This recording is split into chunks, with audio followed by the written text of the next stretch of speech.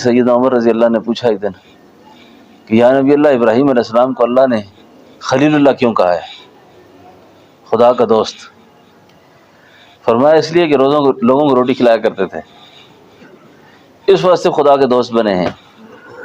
اللہ کے نبی نے فرمایا میں بھی اللہ کا خلیل ہوں، میرے دادا بھی خلیل تھے، میں بھی خلیل ہوں۔ ابراہیم علیہ السلام کے ساتھ بندہ بیٹھ کے کھانے پہ، ابراہیم علیہ السلام سے کہو بسم اللہ پڑھ، اس نے کہا میں تو خدا کا نام نہیں لیتا، نہیں پڑھتا تو اٹھ ہو گیا، چل کسے کدھر سے اٹھ جا۔ اللہ اکبر۔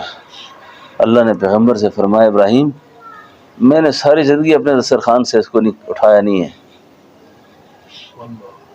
میں نے کبھی اس سے مطالبہ نہیں کیا کہ تو میرا نام لے گا تو پھر رزق دوں گا، نہیں لے گا تو نہیں دوں گا۔ آج تیرے دسترخوان پہ ایک ہی دن آیا اور تو نے اس کو یہ بات الگ ہے۔ کافر کے ساتھ خدا کا معاملہ الگ ہے۔ اچھا، کافر کے ساتھ اللہ کا معاملہ، اس کی دنیا ہی دنیا ہے، آخرت نہیں اس کی۔ مومن کے رزق کی برکت کا تعلق اس کے اعمال کے ساتھ ہے۔ پھر آگے اس کی تفصیلات ہیں، ہاتھ دھوئے، بسم اللہ پڑھے، اپنے آگے سے کھائے، دسترخوان پہ کھائے، حلال کا اہتمام کرے، کھانے کے آداب بیان ہوئے، تقسیم کے آداب بیان ہوئے۔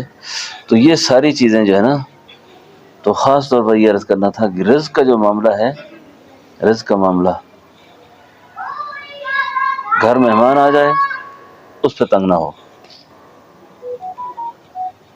تکلفات سے آدمی پریشان ہوتا ہے نا، تکلف نہ کرے نا، اخلاص کے ساتھ مہمان پر پریشان نہ ہو، مہمان کو برا نہ سمجھے۔